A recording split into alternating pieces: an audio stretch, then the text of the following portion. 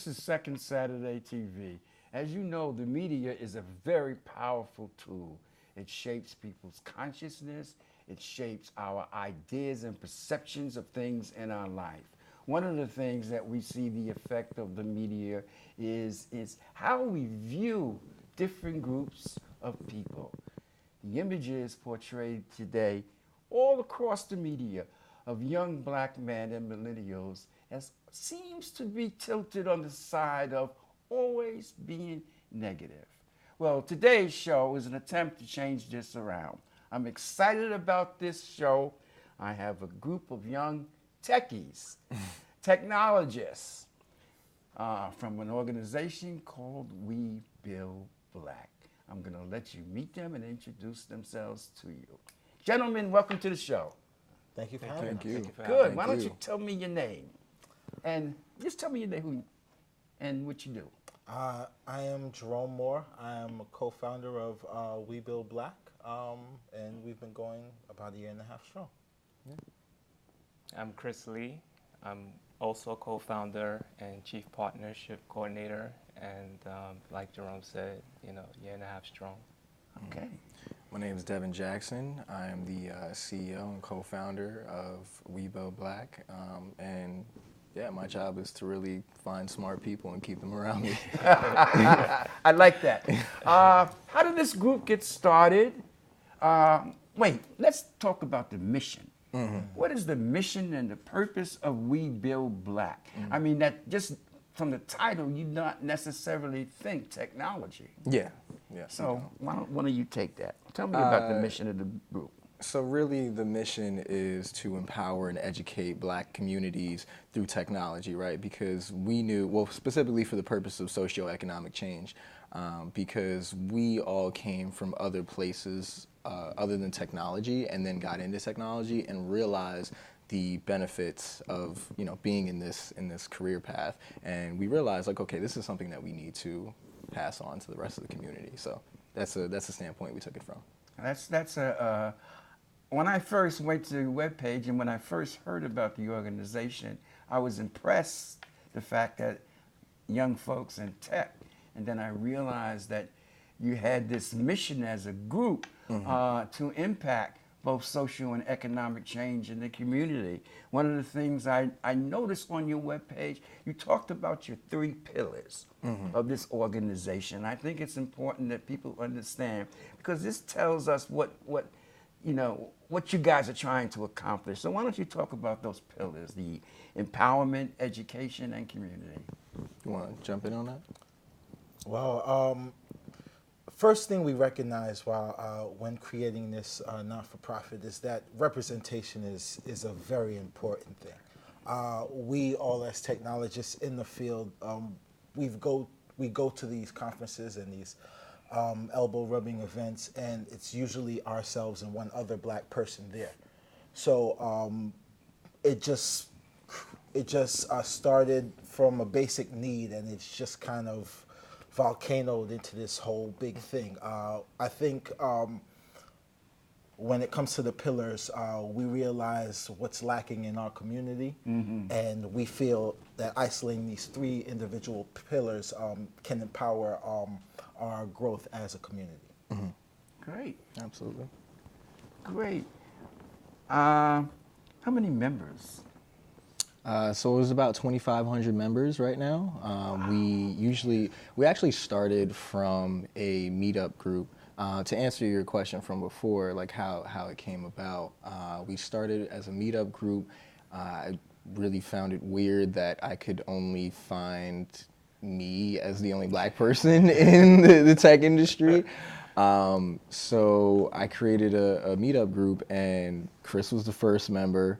And after a while, Rome and his brother Alex were helping me a lot in terms of the group, not even the organization yet. And Rome decided, okay, why do we not make this a nonprofit, and it could be that much stronger of a structure? And I even fought him for a little while on this, but he turned out to be right, and we are where we are now.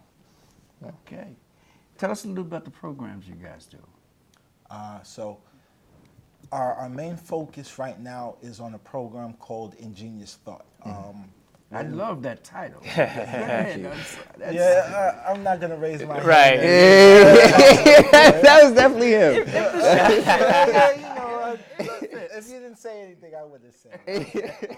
But we recognize in technology, the focus is just different. A lot of our counterparts in India, China, Russia, Ukraine, who are known for being in tech, software development, infrastructure, things like that, they start off early, sometimes in the areas between 8 and 13. Yeah. So by the time they get to high school, starting from those ages, they already have what's equivalent to a college education in tech, and they haven't even graduated high school.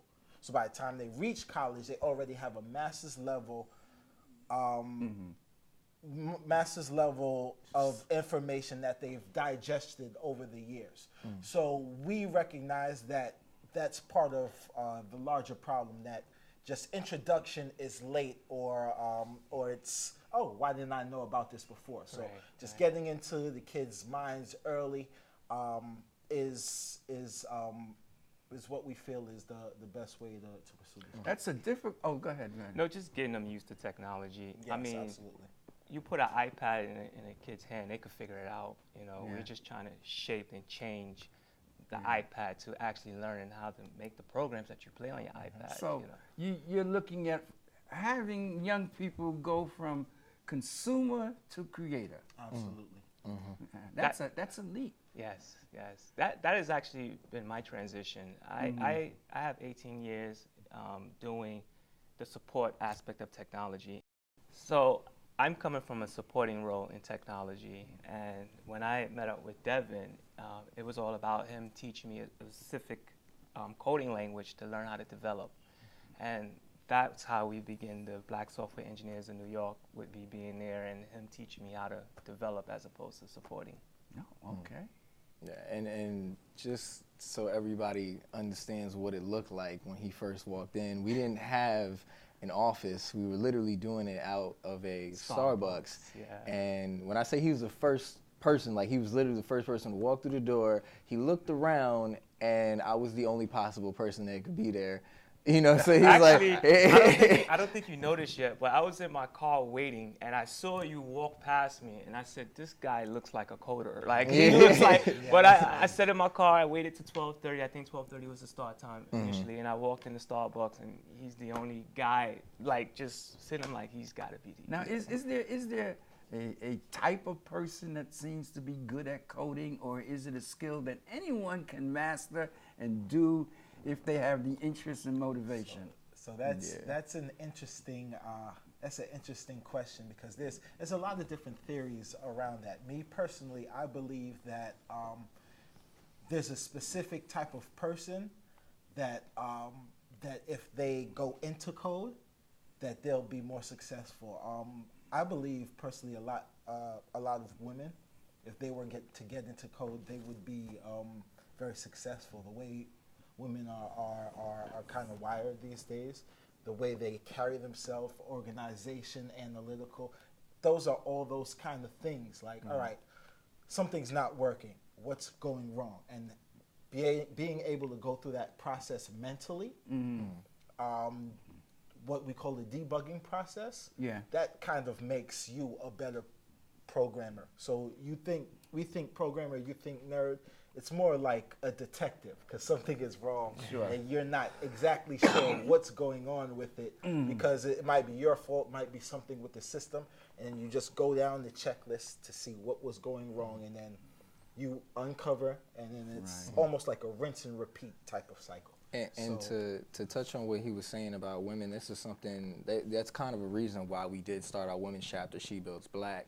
She Builds Black. That's the women chapter. Yes, and we can get into that, but to add to his point, I personally feel like women are definitely like prime like mavens at this sort of work, because everyone that I have met for the most part that has been in it for a minute, they know about 3-4 languages, a few different frameworks, but the issue is that in certain instances they may not be confident enough when the same as like a male that's going into a job interview, and that kills me because they're actually a lot more talented than the males, but they just in certain instances when they go for the interview they may not have that confidence, and they may have more of a imposter syndrome than someone else. But I feel like if we help them get past that, we give them that mentorship, that'll be less of an issue, and we'll start to see more of a representation. Right. Well, so if that being so, then for black women, you have this double jeopardy,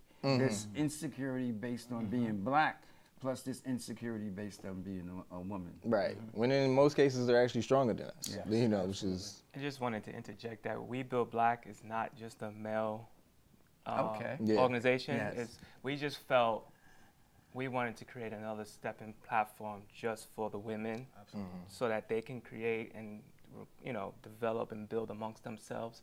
But We Build Black is inclusive of all. So we all work together, but we decided a year ago, okay, we need to create this platform just for them to build because they're so phenomenal. You guys just recently did a conference on black women in technology, correct?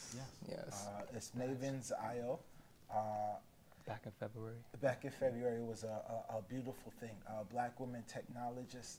We noticed that our sisters are the one who come to our aid anytime that there's a problem, anytime that there's any type of strife. We could count on our black sisters to be there. So what we wanted to do was create that same space and show them that, okay, you guys have support. We want to support you. We don't want to take a role. We want to make sure that we further your mission because it helps us all in the long run. And essentially what we ended up doing was we basically threw a conference in ThoughtWorks where we highlighted a lot of the engineers that are at a few of these different companies. We had engineers from Google, Etsy, a few different places. We had women who were working at technology companies, but more so in the recruitment space to kind of talk about what they were looking for in candidates, just to help them, push forward their resume and figure out how to sell themselves a little bit better. And then there was also a founders corner to show that, the women can be entrepreneurs too and are, and they're out there doing great things.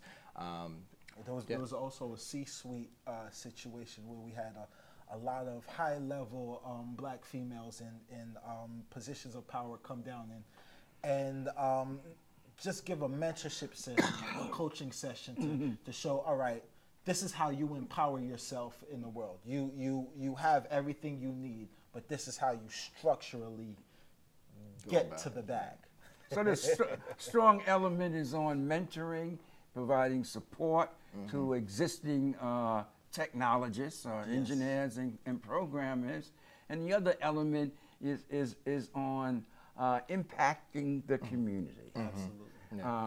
And you guys have some pretty interesting programs. Do you do some stuff in the schools or community groups yet? So we're just now getting into that.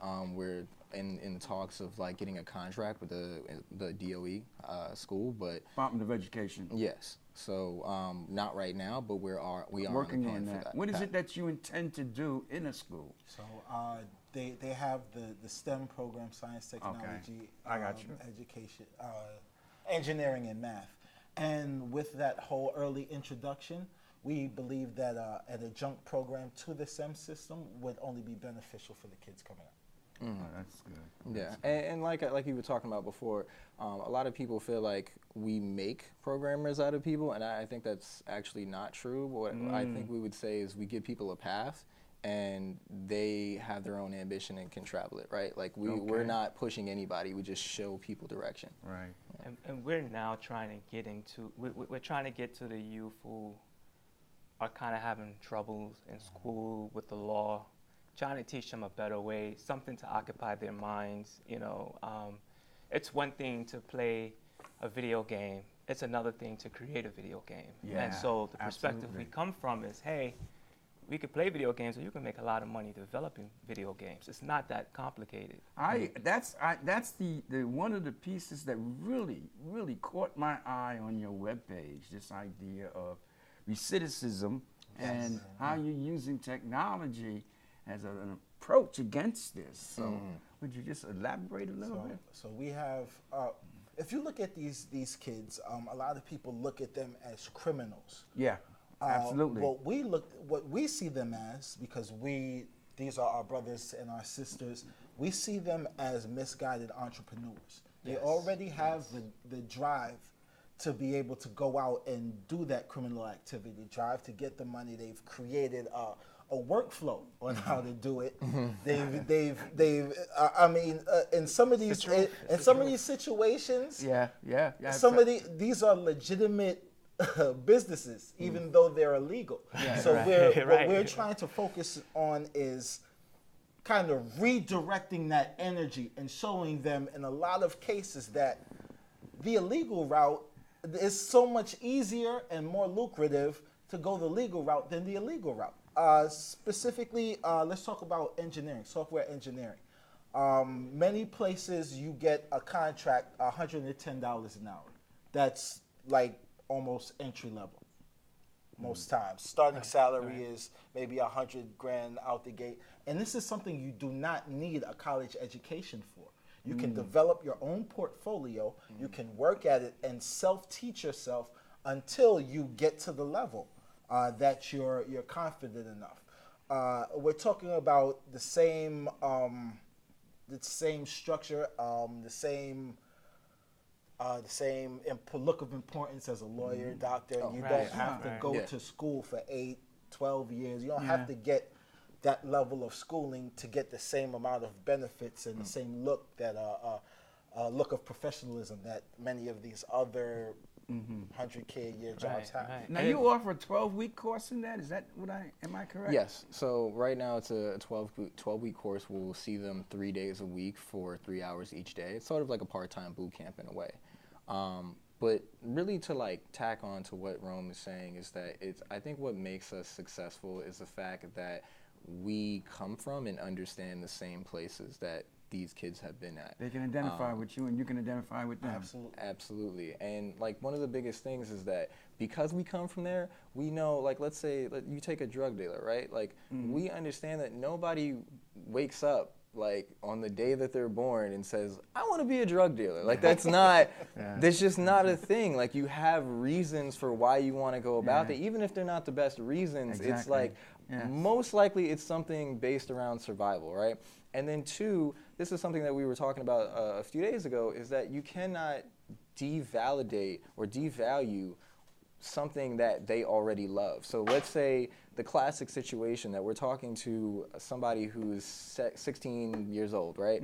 And they're telling us, we're like, yo, what do you want to do when you grow up, right? And what you probably want to hear from this person is like, I want to be an engineer, I want to be a lawyer, doctor, whatever the classic, like, you know, great career path is. But they might tell you something along the lines of, I want to be a rapper, I want to be a ball player, NFL player, something to that degree.